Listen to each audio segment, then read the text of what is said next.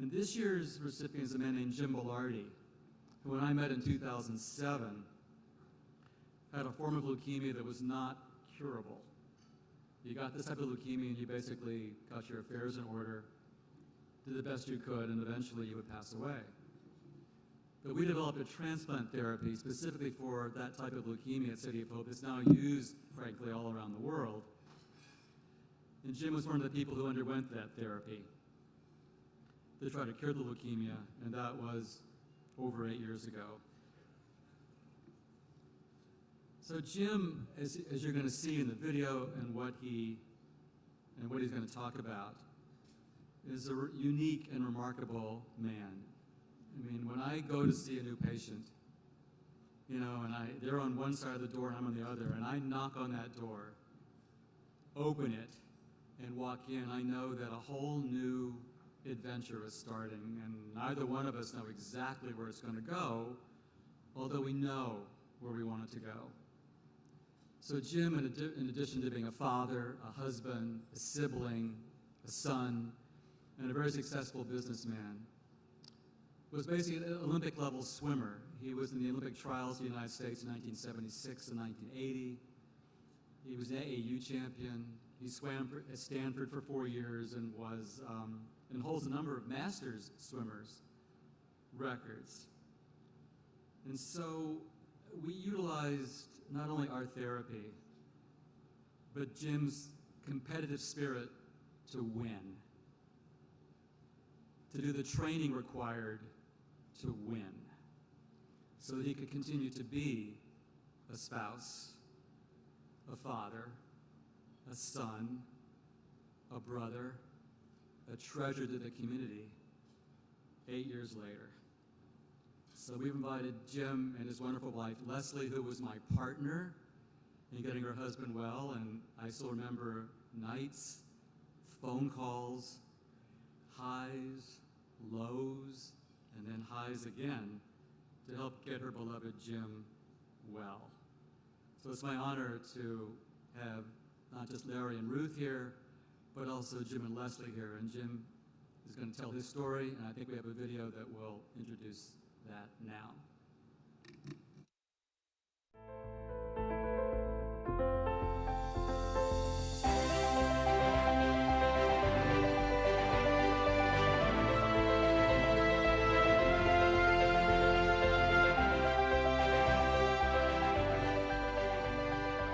There are so many different aspects of Jim. Jim is incredibly smart, first and foremost, and has this unwavering work ethic. When he wants something, there's absolutely no stopping him. He has influenced my life in ways I can't even imagine. He's been a fantastic role model for me and my brother and sister. They adore him. I do admire him because he puts a lot of effort in everything, and he tries to be the best that you can be. Oh, he's very funny and smart. He helps teach us lots of things. He helps me with my homework, and he brings like a good attitude to everything.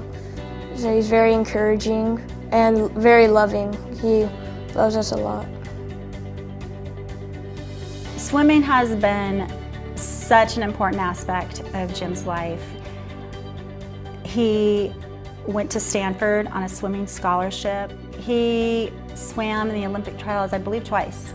He continued to swim after college and continues to be active in master swimming. When he was diagnosed with cancer, the way that he knew that he wasn't right was through his swimming. He just couldn't swim the way that he had been in the past. In large part, swimming helped save his life. The diagnosis came quite surprisingly. It was his 50th birthday year. A lot to celebrate. We had a 3-year-old, a 5-year-old, and then an 11-year-old, and life was great. Everything was golden. He had retired from his job of 20-something years and working with an amazing man, Chip Gillis, and putting together a business of their own. We've just completed the capital raise for our new company. I got a call from Jim one night to say he had some bad news for me, and I may have acute leukemia. And I said, look, we'll hit the pause button. You'll be back, and we'll be back. He took that fight on just like he would any other. He just sort of sat there and took the chemo and did the treatments like a champ, like he has basically his whole life. Jim had chemo and radiation as part of his treatment. He did have an exercise bike in the room, so when he felt up to it, he would get on the bike and just ride, because that felt normal to him. When they considered him to be in remission, he received a bone marrow transplant, and his stem cell donor was his sister Krista, who is his angel. Well, we say it's been 8 glorious years since he first was diagnosed, and he has really made a complete, full recovery. Jim, it's an honor to be your wife and for you to be the father of our children. I love you.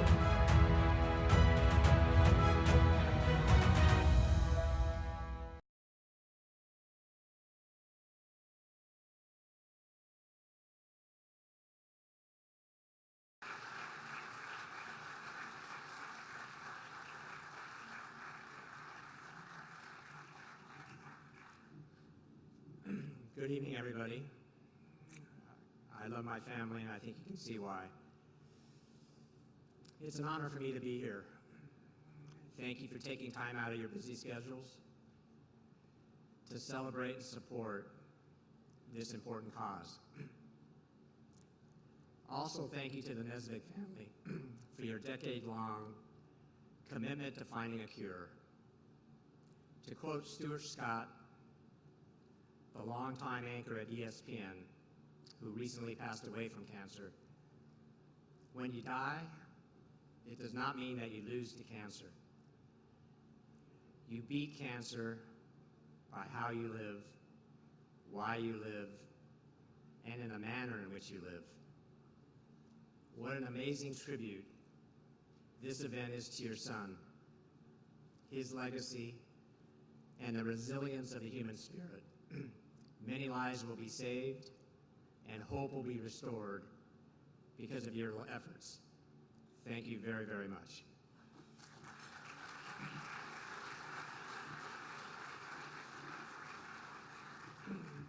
My cancer journey began in 2007, when what I thought was a lingering flu was diagnosed as acute lymphoblastic leukemia, ALL, with myeloid features and the highest percentage of the Philadelphia positive chromosome abnormality in the hospital's history. Most people may not know what that means, but it's very bad. I was shocked to get this diagnosis, as I had hardly been sick a day in my life. And at the time, as Dr. Foreman said, I was a world-class swimmer. I spent the majority of my life training and competing in swim races, and my body was in pristine condition. How could this happen to me? Luckily, there was not time to think about that, as I started treatment that very night. The next several months were consumed by extensive tests, state-of-the-art chemotherapy, and radiation treatments targeted to get me into remission and prepare me for the ultimate solution, a bone marrow transplant. It was during those times that I was able to be more reflective about this journey I was on. Not one that I chose, but one that had chosen me. I realized that the mindset you need to be a high caliber athlete and the mindset you need to fight a deadly illness are very similar. Being sick and being an athlete are intrinsically selfish pursuits. It's all about you. By definition, your whole focus is on your body and mind, how you feel, how your body reacts to training and medicine, what you eat, your strength, positive thinking, etc. No distractions allowed.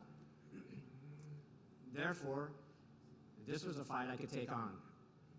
Despite the dire diagnosis, I began to feel more positive and more confident in my pursuit back to health. On the other hand, whether it was swimming, work, or my personal life, I could always try harder to make things better.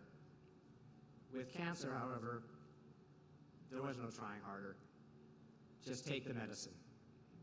I had to resolve myself to let go of things that I couldn't control. That wasn't that easy for me because I like to be in control. But as my body weakened, I began to rely heavily on the strength of my family, friends, my faith, and ultimately God's amazing grace as seen through the handiwork of Dr. Foreman and his team at City of Hope. When it was determined very early on that I'd need a transplant to survive, my quest for the right transplant doctor and hospital began immediately. However, it didn't take long for me to realize and to know where I needed to be with Dr. Foreman and City of Hope. This is not surprising because, as many of you know, Dr. Foreman is the best blood disorder doctor in the world. I felt so fortunate that he was accessible to me and within driving distance from my home in Manhattan Beach, California.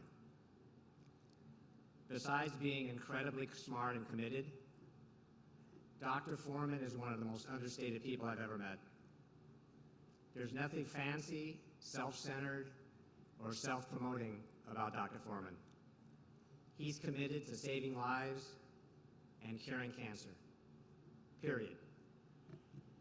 Oh, and I need to mention how kind he is. Dr. Foreman understands the importance of treating the whole person, curing the body, and nurturing the soul. Today, 8 years post-transplant, it's an absolute privilege to call Dr. Foreman my doctor and my friend. Thank you, Dr. Foreman.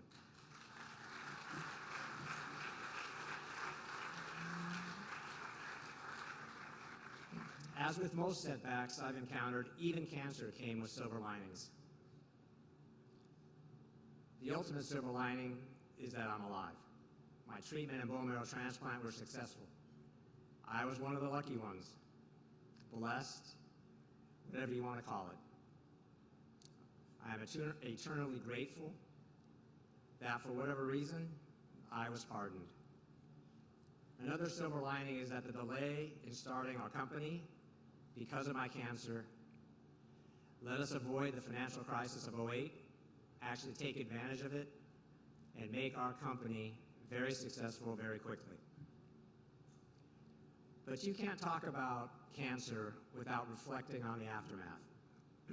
It's what I call the post-traumatic stress phase. The fight is the fight, but then there's the reality of life that comes thereafter, trying to piece your life together after such a dramatic blow. I'm not sure what phase is harder, but I'm equally reverent to both. People always ask me if cancer changed me. Of course it did. On the outside, I aged 10 years and 6 months, lost most of my strength, my hair turned gray, and my skin is now paper thin and multicolored, vitiligo-esque. But those are only cosmetic things. So what? Who cares? I don't care about those things. On the inside, I've become more impatient, wanting things done immediately so I can make a difference. I hate to miss even one activity of my 3 kids. I also have a deeper capacity to care for those around me. I appreciate my real friends and cherish my family. I think of my sister donating her stem cells to save my life, and my wife sleeping in my hospital room with me for several months while still caring for our young children at home. I've learned to trust in God. Today, I never ask why me. My story ends, but the cancer journey continues. I wake up each day praying for my continued good health, praying for those who are on the front lines fighting their cancer battles, like my friend Kent Kirkpatrick, who is at City of Hope and enrolled in a clinical trial that will hopefully save his life. And I'm also praying for those who fought hard and didn't make it, like Tim Nesvig. Unlike the past, my focus is not on me, but on what I can do for others and how I can make the world a better place. Thank you for your time and your generosity.